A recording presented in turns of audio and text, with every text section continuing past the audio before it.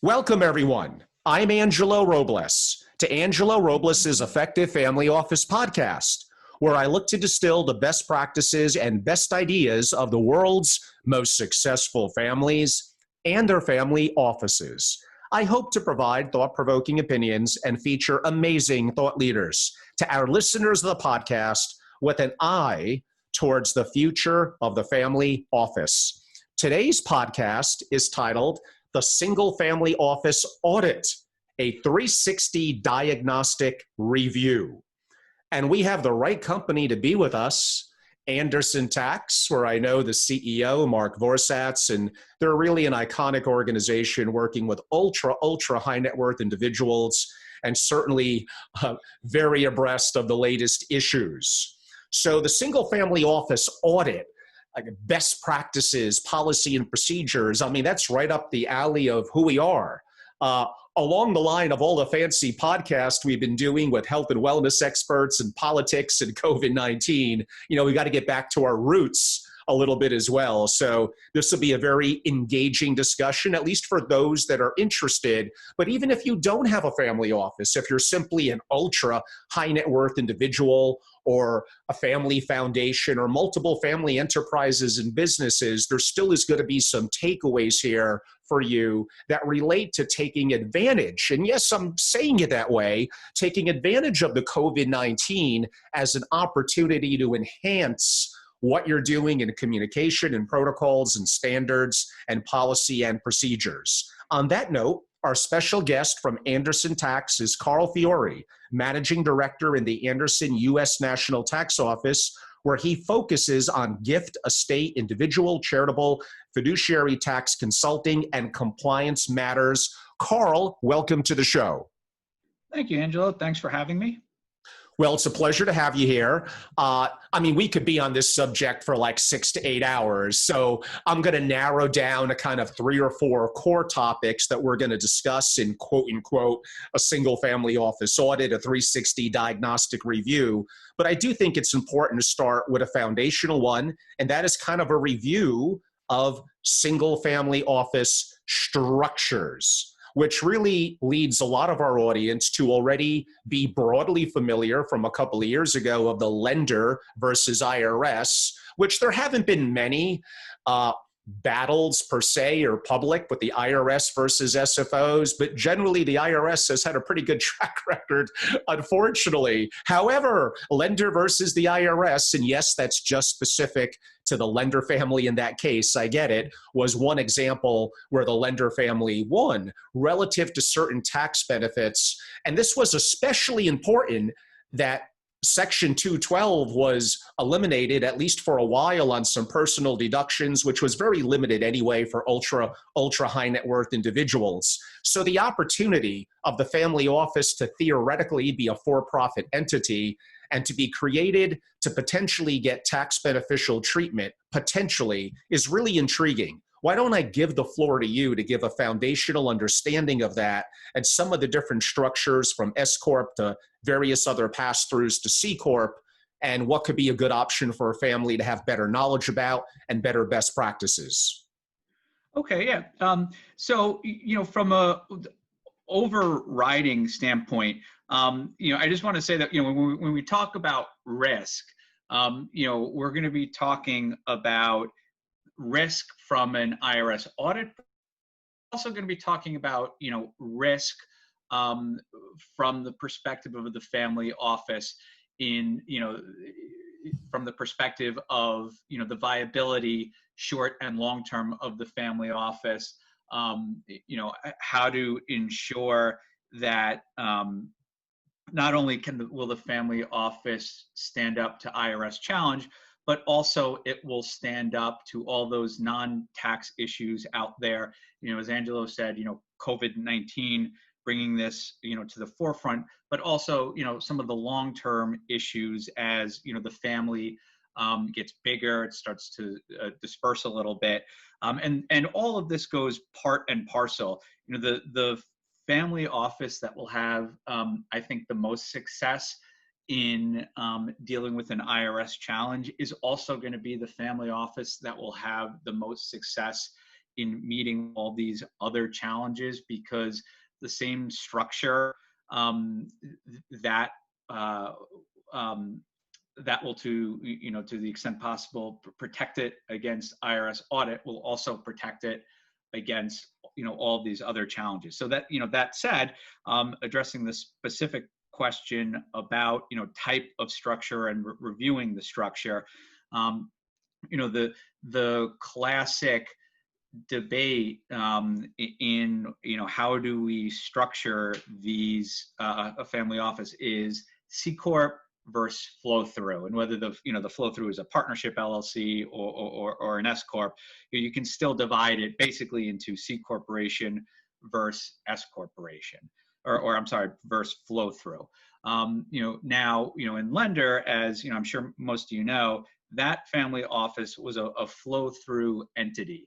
But the thing to note about lender, obviously it was a good case for the taxpayers, but it also had incredible facts in that that by the time the IRS got there, it was already into generation 3 and 4, and so a lot of the arguments that IRS might try to make to say that the family office really isn't a trader business were to a certain extent cut off because of the facts where there were so many different people involved. The family office was responsible for a lot of different things, and dealing with a family that, even though they were related, they were not really one unit.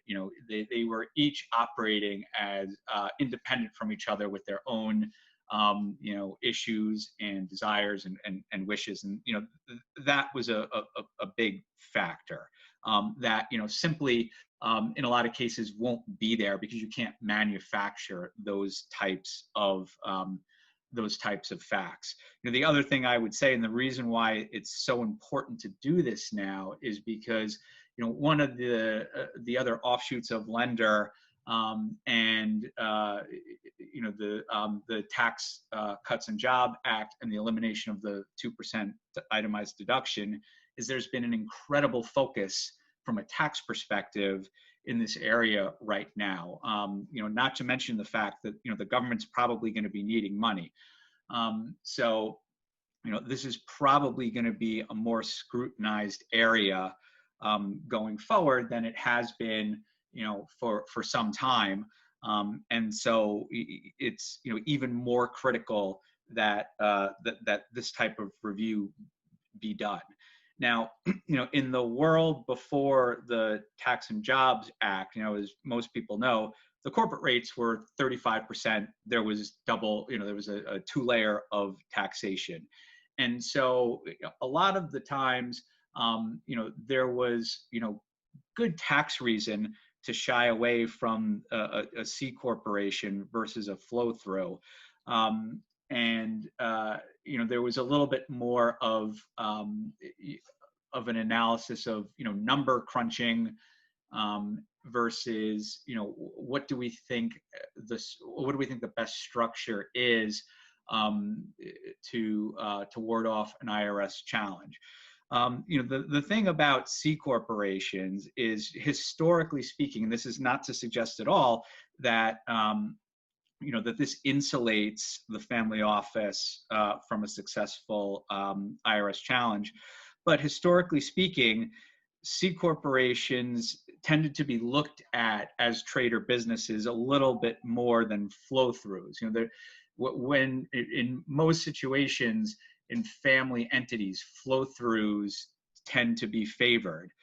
As a result, the body of cases out there have a lot more of family involvement with flow throughs than they tend to with C corporations, because the C corporation was always the choice businesses.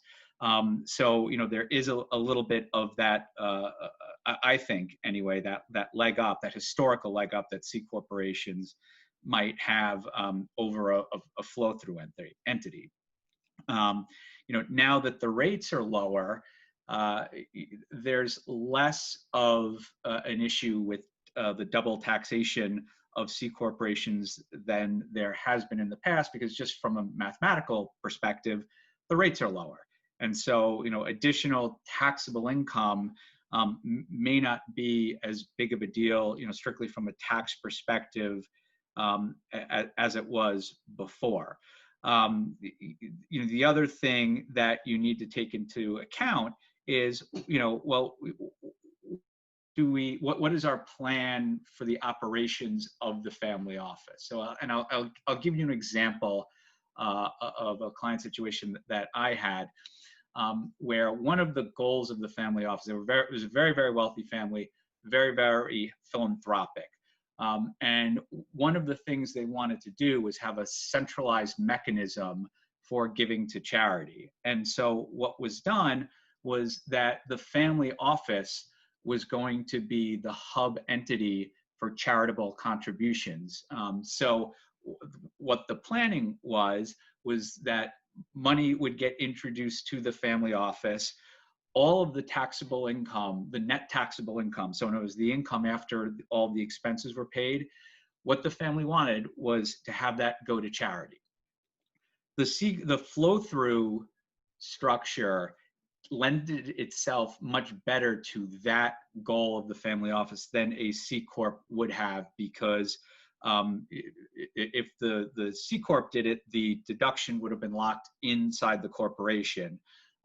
This was not true for the flow through. And as an added part of the structure, because from a tax efficiency standpoint, trusts tend to be a little bit better than individuals for charitable giving, because trusts don't have AGI limitations. 100% of the excess income that was coming through the family office went into a trust, because the trust owned the family office.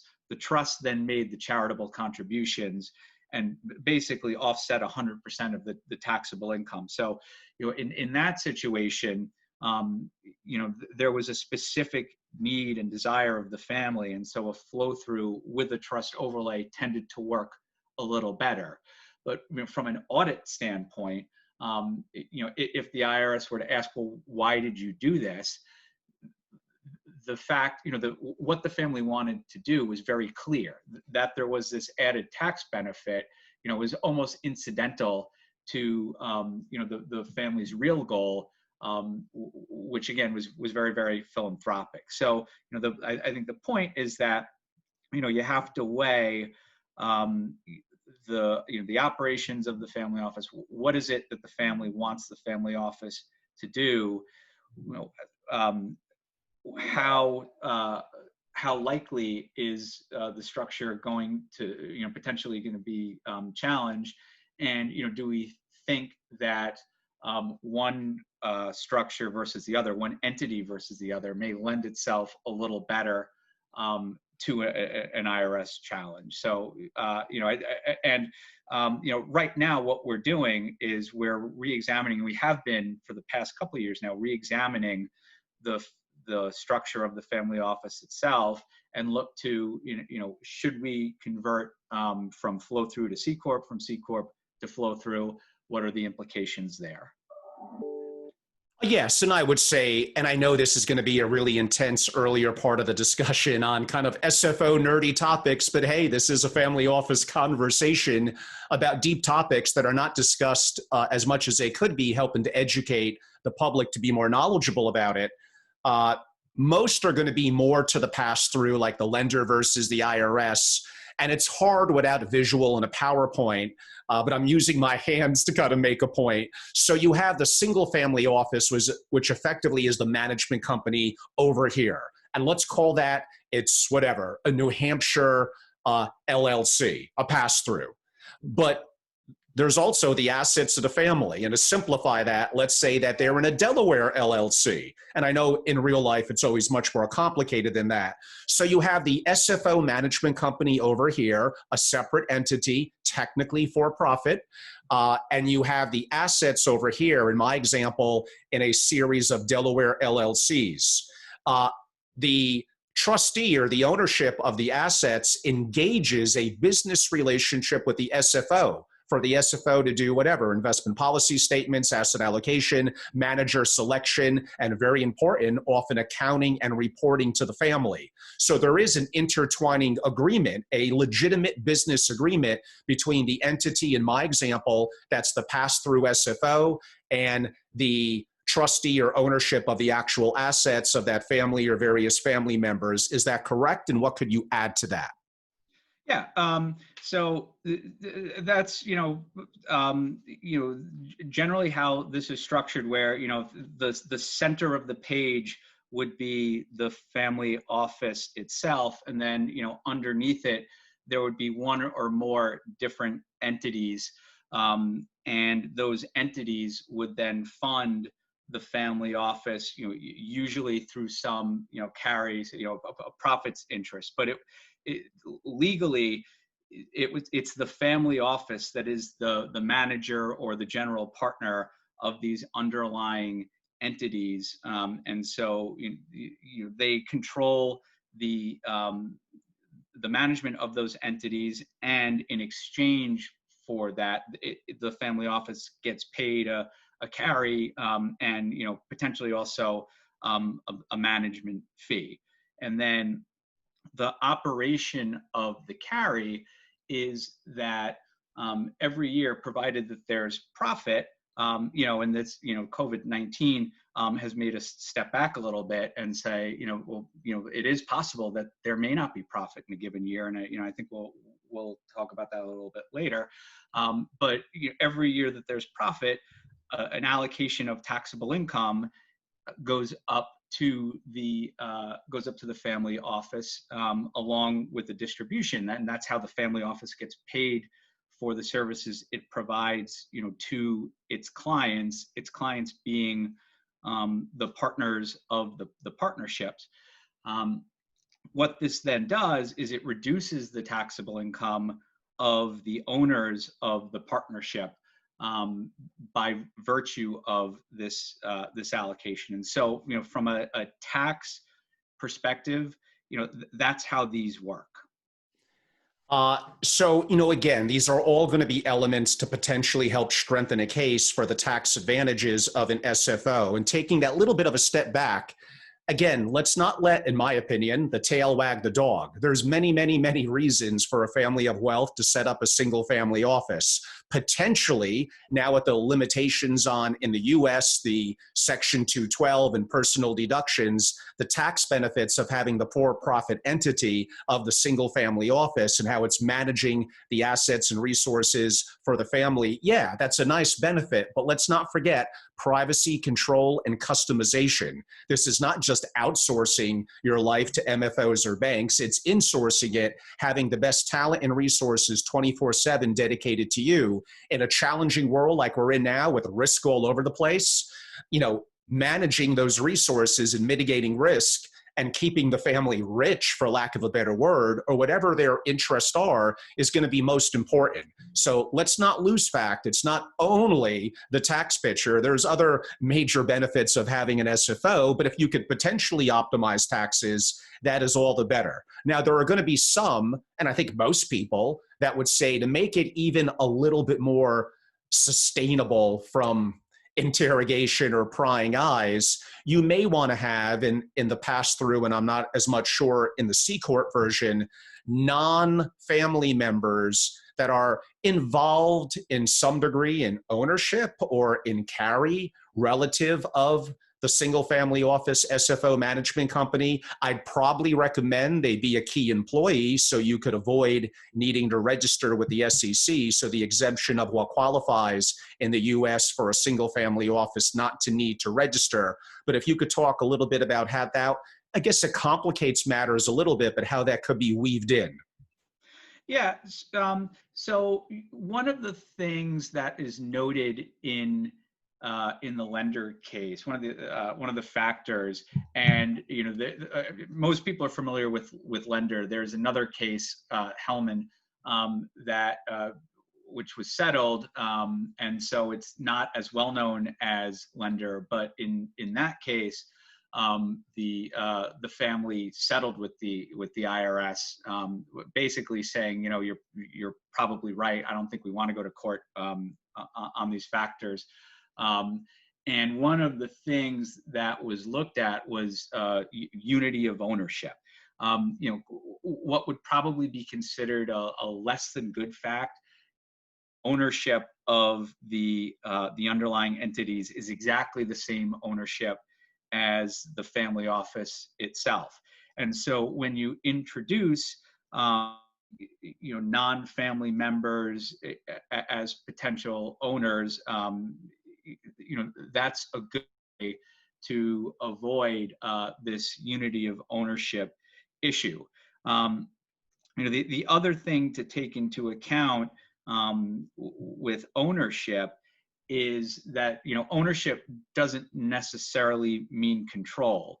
You can have ownership of the entity with one party, but control of the entity vested with someone else. It might be a board, it might be that there's some other entity that has control over the family office. So it's not necessarily so that control and ownership here are the same thing. So, one of the issues that, that I've encountered is that, sometimes a family could be a little concerned about, giving people or perhaps too much value to an employee,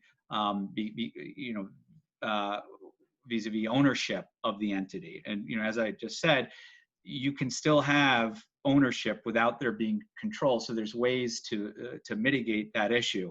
From a value perspective, because the family office itself tends to be a cost center with little underlying equity, its value is pretty nominal from an overall perspective. And so, I don't think that there is much risk of of an employee who might have some ownership stake in the family office, ending up with way more value than perhaps the family would have otherwise intended, because you tend to not get a buildup in value in the family office structure, in the family office entity itself. And even still, there are a lot of controls that can be put in place to manage value and certainly money earned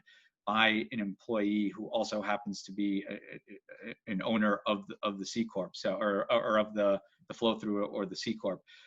So there is value in having an employee have some kind of ownership stake, and there's also a lot of ways to reduce, if not completely eliminate, some of the concerns that go along with a non-family member being an owner. How true. And certainly these are very important topics. And again, really very deep legal and accounting issues that requires direct consultation, many, many hours of really depth and understanding to do it right. So we're just going through a summary here, and whether looking to create an SFO or an existing one, absolutely.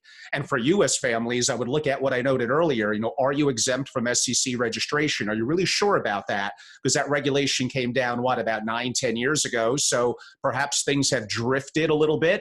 And there are some families that don't mind to be registered. That's fine. But most families would prefer not to. And do you really qualify with the linear family, with the key executives and other standards and benchmarks? Now, again, there are other examples of private trust companies that could be weaved in, and now you're exchanging the SEC oversight for a banking authority, probably in Nevada, Wyoming, or South Dakota. So this is a really deep and complicated subject. And, we also touched a little bit upon, it's not the only way to kind of skin the cat. Sometimes the C Corp and other strategy ways, and following a little bit of the model with GP and LP, like with a hedge fund, and going back to the work in the early 50s of legal firms Seward and Kissel and the work that they did on carried interest. I mean, again, we don't have 4 hours to do an incredibly deep dive, but there's more than one way for a family to consider how they're structuring for privacy, for control, and to some angle for tax benefits. You would agree, Carl? Yeah, absolutely. Whenever there is, and this is true in the family office context, but it is also true in any sort of family transactions. What IRS will look to do is say, well, this is not like a true third-party transaction. Whatever it was done, it's either not commercially reasonable, or third parties would never enter into this type of transaction. And so what you're always looking to do is to say, how commercially reasonable is this? And I think that looking at fund structures out there that from a tax perspective are organized in a very similar way to a lot of the family office structures, and saying, is our structure reasonable vis-a-vis what you can find in the marketplace, looking at different types of funds? If the answer is yes, then there's that's a much stronger case in dealing with an IRS audit. And you're looking at everything. You're looking at the operations of the family office. You're looking at the carry, how it's structured. Given the assets that the family office is managing, is this an appropriate carry that you could find out in the marketplace, for what the family office is doing? So I think there's a lot of value in comparing your family office structure to similar structures that are out there in the marketplace. I mean, we kind of covered it, but in putting a bow on the subject, whether it's a C Corp, so who has specific shares, or a pass-through entity, the SFO, single family office management company, like who usually would own that? Is it an individual, a group of individuals? Is it a special purpose trust? Is it a revocable trust? How would that ownership be structured? Yeah, so I think this gets into a little bit of the that goes along with this type of structuring. And so when you're looking at, if you look at it from the perspective of, if G1, where, the money originated, and then you have G2, and maybe you have 3 and 4, depending on how many generations there are. But typically when we do these, usually it's G1 that has ownership of the family office.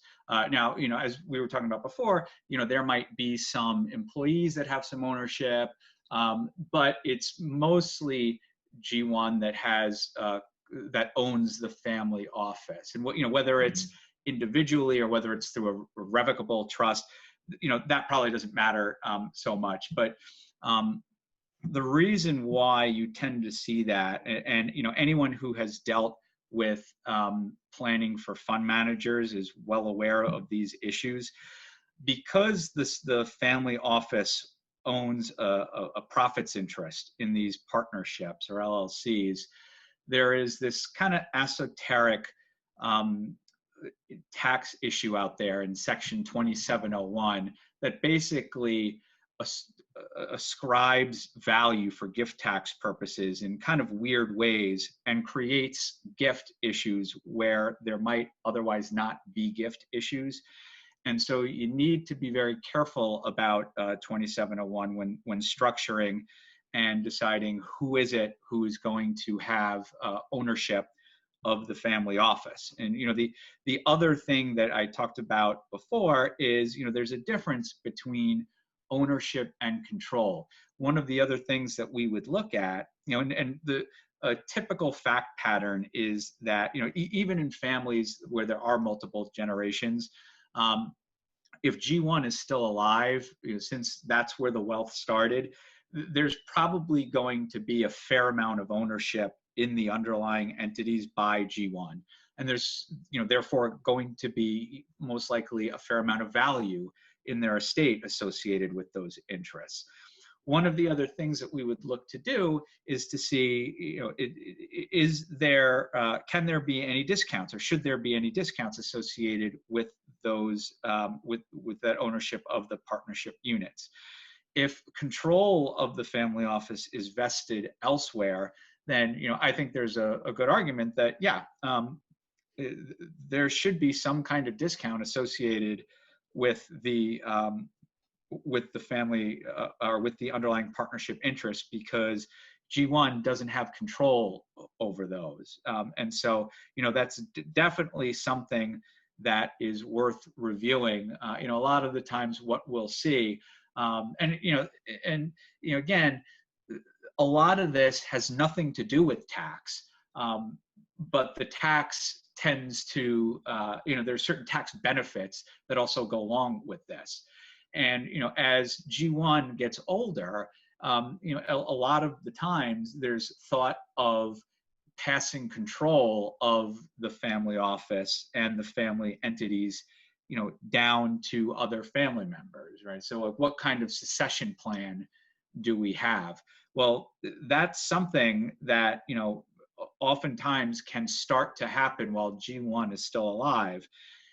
And oh, by the way, you also could get, a potential tax benefit of discounts if the process is already started. So by the time G1 passes away, G1 no longer has overall control of the entities. And so, ownership becomes critical when you start thinking about, some of the transfer tax issues and the succession issues that go along necessarily with a family office.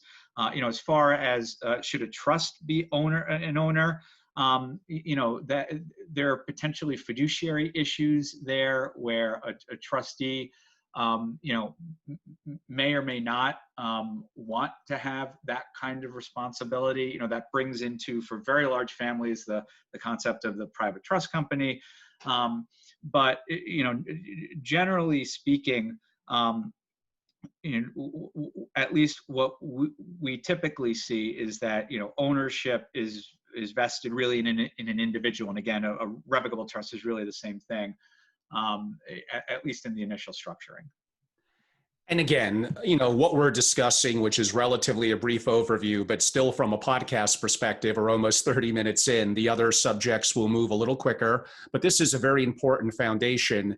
And now that we have more and more international relationships, yes, what we're discussing specifically on the tax side is US-centric. However, the concepts of setting up separate entity and proper domicile for an SFO management company, and where the assets are quote unquote held, custodied, owned, is important no matter where in the world you are. You can't just do this haphazard. There needs to be a specific game plan. And every country is going to be different. Some of our families are dual citizens. That makes it more complicated, or family members that may have an ownership in an entity. They're in a different country. This is really, really complex, but make no bones about it. Domestic in the US or international, you need to do this right. It's not just about the tax benefits. It's the other things that I noted. And even things like you're seeing family offices, families of wealth, even at 30 or 50 or 50 to 70 million, create an SFO because you could do more outsourcing now. There's an enhancement to technology to make it more effective and efficient. And at least in the US, the potential of certain tax benefits that you would not get as an individual, probably, again, needing to bring in a non-family member that's going to be integral to it. But still, when you factor it all in, it could still make a lot of sense. Let's transfer a little bit over to kind of shoring up the SFO. I think we covered integration of existing family entities in the overall structure pretty well. But if you had to incorporate a little bit more broadly into what we just discussed, staying on that topic, what would you say, Carl? Yeah, so a lot of the times what you find is that there are multiple entities as part of the family, and some of those entities could be operating businesses, could be foundations, and so you would need to assess and would want to assess each entity and its role in the overall structure. Oftentimes what we will see is, that there is, there are a couple of investment entities, and then there might be, real estate that the family owns that's housed in a separate entity. There might be a lot of the wealth that we have seen in in family offices comes from a family business that was which really generated the wealth, and either it was completely sold or mostly sold. But what you might have left over are some small side businesses that the family is still involved in, and those are also separate entities that are under the control of the family. What we like to see is some kind of integration of those other entities under the family office management. One, from a non-tax perspective, that allows for whatever the family overarching philosophy is, allows for those entities to operate inside that philosophy. From a tax perspective, it paints a better picture when the family office is not only reviewing investments and making investments decisions, but it also has some management over these other more operating business type entities. And so, what we might see is that there will be a manager or several managers of these different business entities. And from a tax perspective, all the expenses that are generated in those entities are deductible because those are clearly operating businesses. But there might be, and there's probably should be some kind of oversight from the family office over those managers. So in effect, the family office is managing those managers. From a fee perspective, those entities, those businesses will pay a management fee to the family office for those services. And that management fee is deductible by those operating businesses because, again, it's an ordinary and necessary expense of those businesses. When you start to get into tax-exempt entities, typically a foundation, whether it's a private foundation or an operating foundation, or even in some cases, something that might qualify as a public charity, you need to be very careful, particularly if it's a foundation, that you don't inadvertently trigger some of the self-dealing rules when you introduce, some type of relationship between the family office and the tax-exempt entity. If it's a public charity, it's a lot easier to do that because a lot of those issues aren't there. But with any sort of tax-exempt, you need to be very careful as to how it's integrated into the overall structure. Very true. And just adding a little bit, yes, especially for more of the potential of the tax advantages, more than just allocating to managers, you'd probably like the family office to help set the investment policy, procedures with the family, the asset allocation, to manage their relationships, to do accounting and reporting, to do services to the family that are beyond investing and even taxes, which is generally easy with many families having complex personal and business lives. And that really is the goal of the single family office, to be more diverse than simply strictly investing. But I would remind, the lender family most of their investments were completely outsourced to MFOs and third parties that made decisions on where LP investments were going to go. But, that being said, again, having a level of diversity and doing the other services around that are going to be very important. There are some other issues maybe we'll buzz through a little quicker relative to underfunding in the current environment, hurdle rates, high watermarks, recovery for lost years. If you had to summarize in 90 seconds or so, Carl, and we're going to have more time, don't worry, but we got other subjects we want to cover. What would you say about that? Yeah, I think there is where you need to be careful that you don't sit down and take a look at the partnership agreement that has the the hurdle rate, that has the carry, and kind of tear it up and start over again, because that's one of those things that IRS could look at and say, well, clearly this was not really a tax allocation. Basically what you're doing is paying a management fee up to the family office, and that would undo the tax advantage of the structure. So noting that in a down economy, there might have to be some adjustment to these. You don't want to get into the habit of adjusting them, certainly, on a year-to-year basis.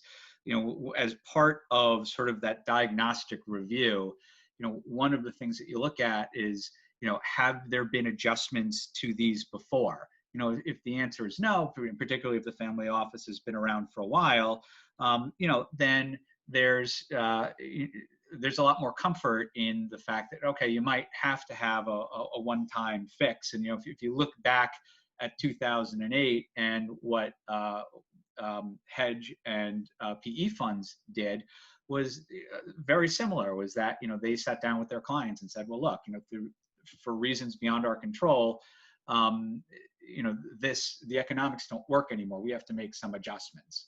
And so, as long as you don't get into the habit of doing that, you certainly can make some adjustments where it's necessary, particularly as the family office and the family gets bigger, the family entities get bigger, and it's simply more work to manage everything.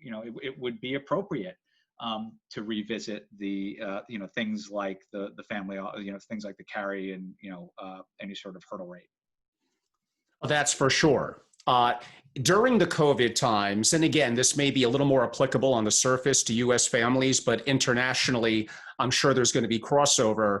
Property values of private holdings and public holdings are down. So property values are depressed. That potentially creates an opportunity if you feel they're going to bounce back for estate planning, and you couple that with historically low interest rates. So what families could do on GRATs and other strategies, it becomes perhaps a bit of a, once every 20 or 30 years, we could see that come together so perfectly. So whether you're in the midst of an estate plan or absolutely revisiting the situation. Now, yes, the public markets have bounced back better than any of us would have expected. So maybe that lost a pinch of luster, but there's never really a bad time to look at a combination of your tax, your estate, your wealth transfer, and I'll even throw in your asset protection. And this would be a good time. Yeah, absolutely. And, there are several articles out there that kind of talk about this and how, in the midst of what's happening, it's created, a bit of a perfect storm from a transfer tax perspective. As Angela, as you said, rates are pretty much nothing right now. So any sort of rate-driven planning technique is going to work well. Gratz, you mentioned, CLATs and installment sales, all those things that are interest rate driven are going, are going to be much more attractive right now. And to your point, values are still, pretty low. The interesting thing about this is that, we have a bit of a blueprint economically from 2008. Where, and I had this experience where we went to go see a family office client in the fall, it was like right before tax time. So the first week or second week in October of 2018. And we asked the CFO, how much did the family lose? And he said, I think maybe they went from 2 billion to 1.5. And, which, seems like a big drop. Maybe 5-6 years later, they were at, a little bit past where they were. And then, maybe 10 years later, they were at 2.5 billion. So, I think a lot of people understand, having the experience of 2008 that, sooner or later, values probably are going to start coming back, and, there's going to be appreciation, and that's not the right time to be doing, or that's not the ideal time to be doing this type of planning. The other thing that I've seen that wasn't present in 2008 is that this virus has also, kind of made people come to terms with mortality. And so, a lot of the times when you're dealing with transfer tax planning, um, because dealing with one's mortality is a difficult issue, and that seems like for a lot of people something that can be put off until later.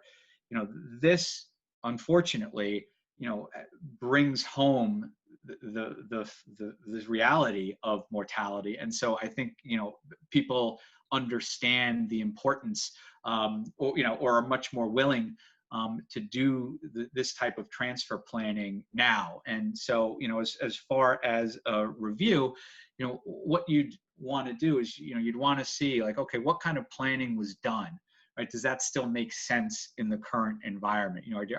Are there, certain cash flow issues because of some of the planning that was done? Does that need to change? And then what type of planning should we be doing, given the tax and economic environment? And so, yeah, I think this is, a very good time to be doing this type of planning. And I think, again, unfortunately, given the virus, the need for this type of planning has become much more apparent. Going round robin on a series of topics and trying to keep it quick and fast paced, when you're doing something like a single family office audit, and I'm using that word in parentheses, and more importantly, a 360 diagnostic review, especially during trying times, which is an important time to do it during COVID-19, there are many, many other issues. One of them could be, especially in times when property values and holdings went down and money is tied up, you want to understand what's your liquidity needs, and do you as a wealthy family, and I know this sounds funny, but have sufficient liquidity and cash if need be. And then why don't we start with that? And again, we'll keep it quick, but I got a whole bunch of other questions related in that subject. Yeah, and so part of that goes to the reporting, and things like valuations, financial reporting. We need to quantify what the cash needs are, and quantify that availability, right? And is there a pool of cash sitting somewhere in the entity where it might be better served somewhere else in the structure, and can we get it there? So that's one of the things that we have looked at a lot as part of these types of reviews is can we show what we can show what the cash needs are. Is there cash somewhere? Can we get it to where it needs to go? And then you have things like internal controls. How are checks and wires handled? You, of course, as a family member and running the SFO, you want to make sure there's nothing that's falling through the cracks or could be better in policy and procedures. You also want to be a little mindful of fraud. So things with integrity and reliability of data, that would be another important subject to do a review on. Yeah, a lot of the times what we have seen is, some of the internal controls are kind of based on the fact that, there are family members that are, kind of physically there. And I think, what COVID has done has proven that, you need to be able to have these same sort of controls when, someone physically isn't there, to be able to watch over things. And so, what does that mean? What does that look like? Like from a technology standpoint, how can technology help us with these sorts of internal controls? And, there are companies that are, quickly developing software, really with this in mind, because, I think one of the offshoots, not just in the family office world, but in business in general, of COVID-19 is, I think people are going to relook at, how they work, where they work. What do we need a physical location? How robust does that physical location have to be? And there's going to have to be technological solutions to meet those changes. And probably nowhere as important as with the single family office, because it's probably a little easier for for the single family office to exist virtually than maybe some other businesses that requires kind of face time a little bit more. But again, there needs to be some a review of what type of internal controls there are to allow for this. And if it's discovered that we're not quite equipped to deal with this, what changes do we have to be made so that no matter who is working where, there's some kind of centralized control and oversight over everything that's going on. So I think that's critical. No doubt about it. And on the technology front, something that we're pretty fluid in, most family offices could be a little old and stodgy.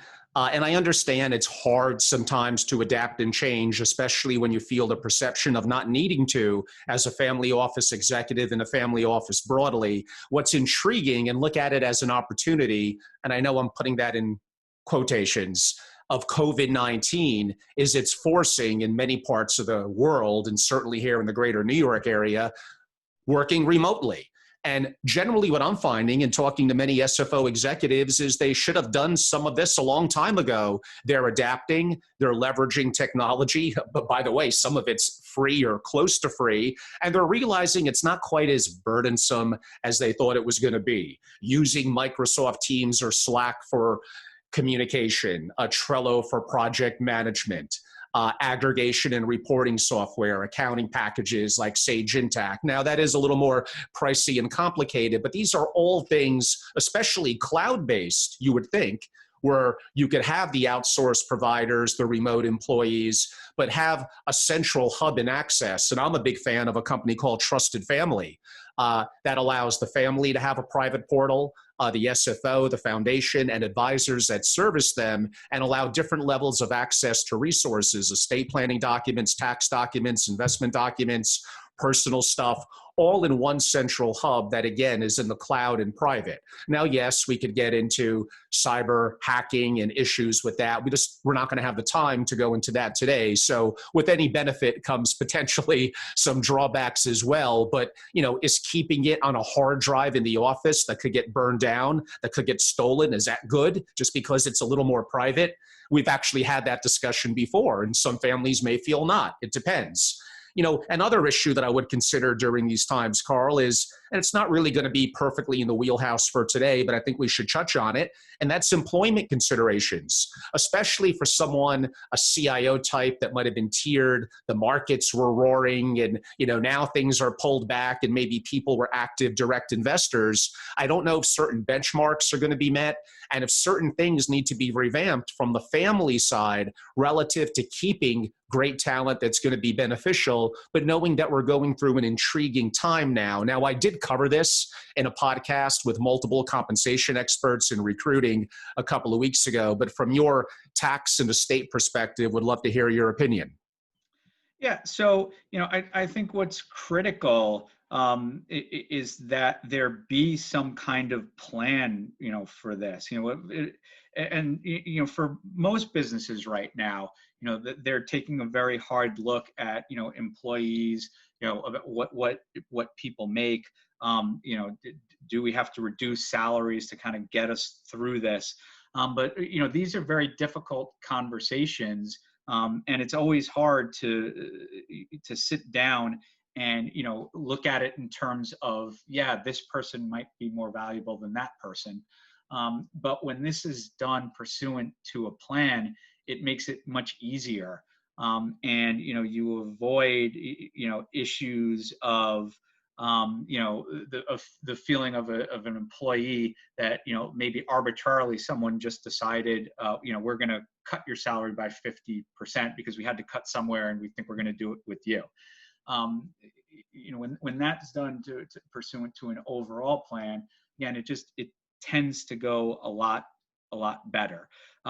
For some family offices, what we've seen, they're actually looking at this from the other direction and saying, okay, well, how can we help our employees, from a cash flow perspective, because, they might be, particularly if they're dealing with, family members who are sick, maybe family members who, they lost their job or they're being paid less. And so there are a number of provisions in the code that deal with that whenever there's a disaster area declared. And so, right now the entire United States is a disaster area. And so there are certain tax provisions that allow for money to be given to employees tax-free if they meet certain criteria. So, I think that cuts both ways. And so, there should be a plan that goes along with that as well. But again, the key being that, that this is not done haphazardly, and that there is a clear plan, and that plan, falls within, the overall philosophy of the family, the overall controls and the overall policies of the family office. And how about related to multi-year income tax planning across SFO structures, the economic stimulus availability, options, ethical considerations, family asset diversification? I mean, these are going to be important issues as well. Yeah, Angela, to your point, one thing that COVID has done is it allows for people to kind of sit down and take a look at all of those issues and really assess, right? Because it's very easy to assess when everything is going well. When you assess when things aren't going well, that's when you discover where the issues are, and maybe some of where some of the weak points are. And so when you look at things like cash flow, obviously there's all the CARES Act loans and all of that kind of stuff. But from a long-term sustainability standpoint, because there are probably going to be other economic downturns in the future. Are we prepared for that? Not just this particular one, but all economic downturns that exist going forward. And part of this speaks to things like the asset diversification. Like are our assets divided in such a way that we can sustain periods of non-growth. One of the things that we like to look at when we set up the structuring is how are your assets organized. One of the ways that we sometimes suggest they be organized is that they're broken up by asset class, right? That allows for different family members to invest in ways that make sense for them, right? So you wouldn't have the same investment plan for someone who's making millions of dollars as you would for someone who's making hundreds of thousands of dollars. Is our asset diversification such that it can sustain economic downturns and the issues that we're looking at now? So I think this does lend itself to sitting down and going over all of those issues and changing things that need to be changed, or deciding, hey, this how we've been doing this does actually work. Yes, sometimes it does. Other issues relative to that, we did touch upon it, or I did briefly, is when you're talking about multi-year income tax and across various structures, many families have multiple entities, international. It gets real complicated. I think it's really important to have very strong financial reporting and valuations on private companies, on public companies, and having the right aggregation and reporting. And there's multiple, and yeah, they're a little pricey, but the aggregation and reporting platforms allow you to mitigate risk better, make better decisions on investing, and likely to have a better tax picture as well. And there's various accounting platforms. Some of them are inclusive to aggregating and reporting, and some of them more standalone. Sage Intact, who I mentioned, is one. Of course, with outside eyes, internal and external, to the family office to interpret the data and help make decisions. All of that is really important. Yeah, absolutely. And, one of the things that happens whenever, and I'm going to, introduce the IRS now, as far as, because they're always, they're always there somewhere. But when you sit down in an audit, whether it's an individual, whether it's a family office or anything else, one of the things that they look at is, does the paperwork support the position that you're taking, right? And neatness counts with all of this. And the family office that does have strong financial support reporting, that can back up its books and records, that can show that when it came time to do the profits allocation, a real hard look was done at valuations and the income of the entities, and the profit allocation reflects the bookkeeping.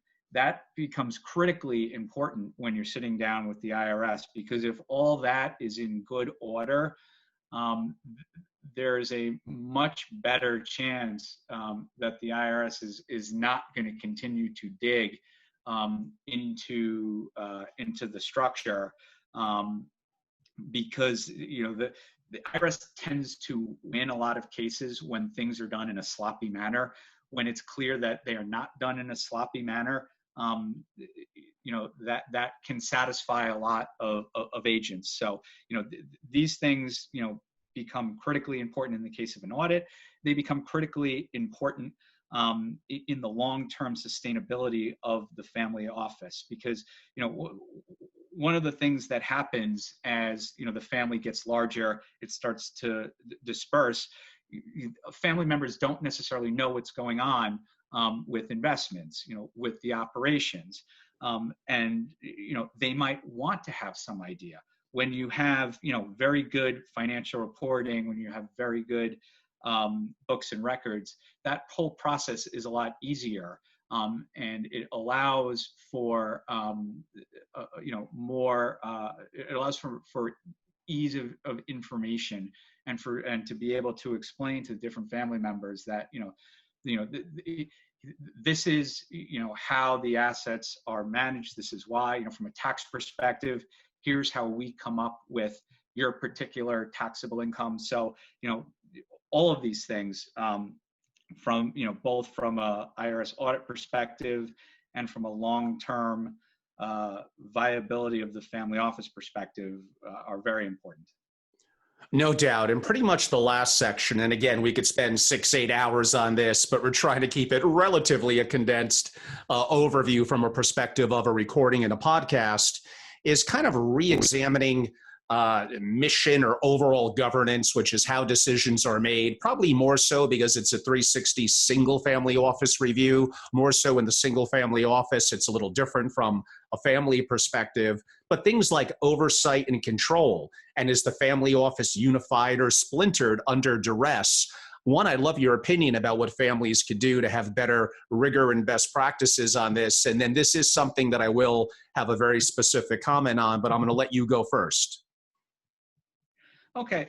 Yeah. And, and from an overall perspective, I think this goes to, the philosophy of the family, the mission and governance, policy and control. Do those all fit under the overall philosophy of the family? From the perspective of oversight and control, what is it that's most important to the family? From a control perspective, from an oversight perspective, is it most important that that there's a certain investment philosophy, like say from an impact investment standpoint? For a lot of families, that's critically important. Is there oversight? Is there control to make sure that that you keep on that path? What tends to happen in an extreme situation like this is, or at least what can happen in a situation like this is, people, might take an opinion of its work. It's kind of every man for himself now. And, that's when you see, an abandonment of some of the policies, and some of the philosophies that might be important to the family.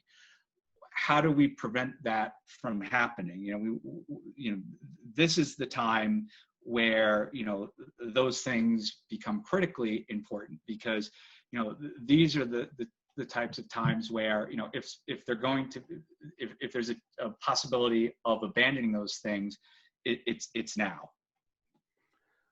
So true. I mean, there's so much I could comment about this, but again, during these times of COVID-19, one of the reasons for having a family office is to prepare and be better insulated if something like this were to happen. But nonetheless, even during the midst of it, taking the advantage to review leadership, your culture, your policy and procedures, very, very important. Your standards, and effectively governance is how decisions are made, especially in a time of distress or when the workforce needs to be, via COVID-19, diverse. And now they're remote. And how do you lead a remote team? And how are things centralized in technology and in the cloud? And how is it all working together? Having what I call a stress test. And actually, on that note, I'll go off a little bit. Something that we're doing as an organization that I'm quarterbacking and bringing in kind of a dream team, actually, people like Carl at Andersen Tax and other wonderful thought leaders from a variety of different disciplines, from legal to creative thinking, design thinking, psychology, etc., is really something in consultant circles known as a tabletop exercise or a tabletop simulation. We'll be rolling this out sooner rather than later, so simply stay tuned.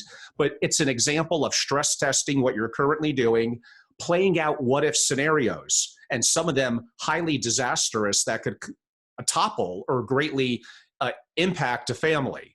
So it's very important to understand the blind spots. And this is sometimes a little bit of the angst between the family and the SFO. Does the SFO get a little too siloed, a little too private? They're not quite out there in the community, really understanding best practices of what's going on. They may be good and very talented and very, very well-meaning, but would they benefit from a set of outside eyes going through an exercise half a day, 1 day, 2 days, and then coming back with recommendations and an open discussion relative to, okay, let's throw a challenge at us and see how we're prepared for it. Everyone has blind spots. We're not perfect. Have a beginner's mindset. Realize we always want to improve. The best athletes and entertainers have voice coaches, strength and wellness coaches. The best athletes earning tens of millions of dollars or entertainers use mentors and use coaches to enhance and get better. Especially as an executive, if you want to make a lifelong career in this and be someone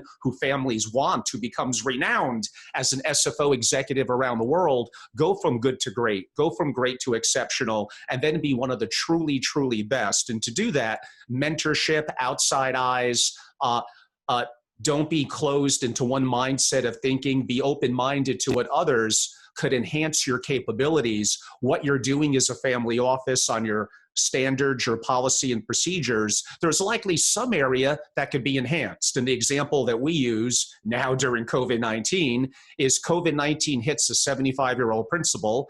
Within 24 hours, he needs to go on a ventilator. His 33-year-old millennial daughter, 1 hour prior, he signs a durable power of attorney. And now she walks in virtually into the family office and like, what's going on? What's our tax picture? What happens if father dies? What's the estate plan? Where is it? We're now remote. How are we handling leadership and culture? Where's our documents? What do we own? What's liquid? Are we in a cash crunch? Is our mortgage or certain positions being called? And are we falling behind? I mean, I could go on and on. Cybersecurity. Do we have the right employees? What happens if they get COVID-19? Do we have polymath skills of diverse people in our family office that could cross over to different sections? I mean, this could go on and on, but would it help to do a diagnosis, to really look at this deeply and not take it personally that it's a got you exercise? It's the opposite of that. It helps the family office become incredible. And to do that, this is something they should do. And yeah, of course, they need to have an open mindset relative to doing it. And the family needs to absolutely understand that as well. Okay, I'm gonna get off my high horse for a second, but it's something that I feel very strongly about. As we begin to conclude, I mean, I guess there's some other things we could cover. Trustee responsibilities, which somewhat tend to be downplayed by the family and friends ecosystem of the SFO. How do you think that kind of plays into all of this, Carl? Yeah, it plays in the same way that a lot of these other issues, particularly what you were just talking about, plays in. That when everything around you is going well, things internally tend to go well. When things around you are not going well, that's when some of these issues that you might not have even realized you had start to bubble up. Specific to things like trustee responsibilities, like, yeah, we do see that all the time where, the trustee, or at least initially, tends to be, a family member or, a friend. And, they might not really appreciate everything that goes into a fiduciary, particularly on the risk side. Where we see this a lot is after G1 passes away, where everyone was fine when mom and dad were alive, but then 50 years of resentment and hostility come bubbling over after they both pass away. And a trustee does not want to get in the middle of that, certainly not without protection. So, this is an opportunity to go back and review things like the trust documents, review, actually who is the trustee? Who are the successor trustees? Do we have a good successor trustee plan? Are there legal protections in the document to protect the trustee? If something should, if issues should crop up, between the beneficiaries. And that's one of those things that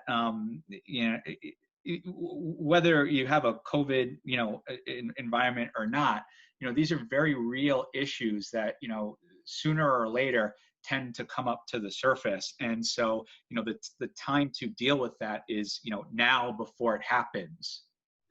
Yeah, I mean, a part of the challenge too with single family offices in the community is they're too bifurcated. There's not a holistic approach. The largest SFOs that I know, 40, 50, 60 billion dollar families, net worth of the families, they have many, many different outsourced services they use: accounting, auditing, legal, technology, investing, real estate specific, non-real estate, services to the family, travel, concierge, etc. No single family office could do it all. So the opportunity to strategically outsource and to be on the same page, to be rowing together with the advisors, and some of that comes down to personal services, some of it comes down to technology, and I mentioned Trusted Family as kind of a hub, and various levels of access could be very, very valuable. But what would you say relative to the siloed mentality and becoming more open, more holistic, and integrating insurance, legal, and tax and accounting outside and inside the SFO to make it more harmonious together? Yeah, I mean, I think everything works better when all of the various service providers, to use your analogy, are rowing in the same direction. One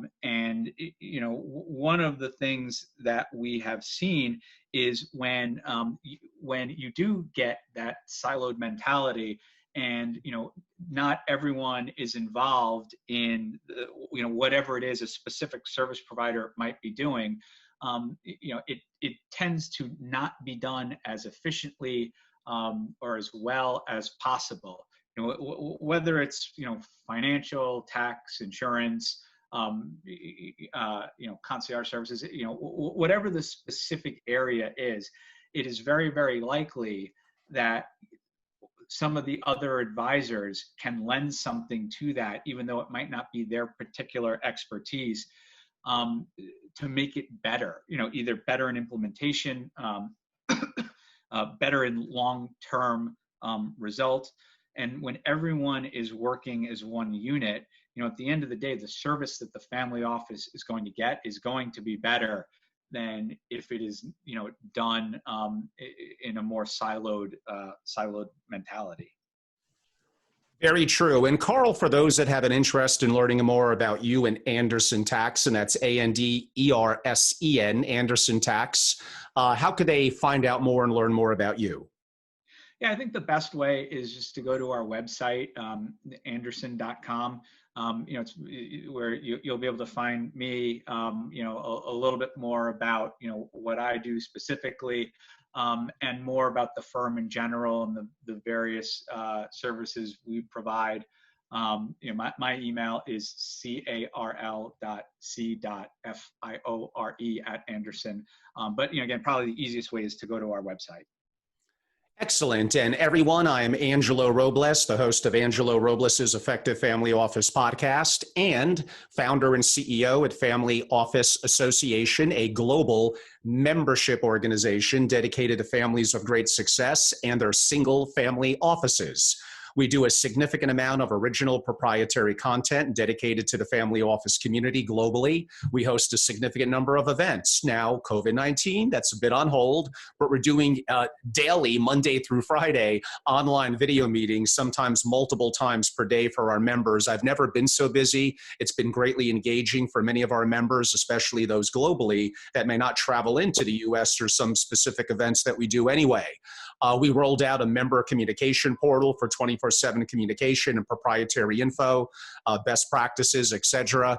And I mentioned that tabletop simulation that we're rolling out actually in June. So you'll hear some announcements about that and many, many other initiatives and master classes for both family offices, and sometimes even for advisors that would service the community. So feel free to reach out. I'm very active on social media, Family Office Association on Instagram, Family Office on YouTube, where I have my video channel. Obviously, I'm on LinkedIn and Twitter. Look me up there. Our main website is familyofficeassociation.com. I have a much smaller personal one. It's angelorobles.com. And I could be reached at angelo@familyofficeassociation.com. Thank you all for listening in. Carl, thanks for being a guest. Look forward to the next time. Angelo, thanks for having me. My pleasure. Thank you, everyone.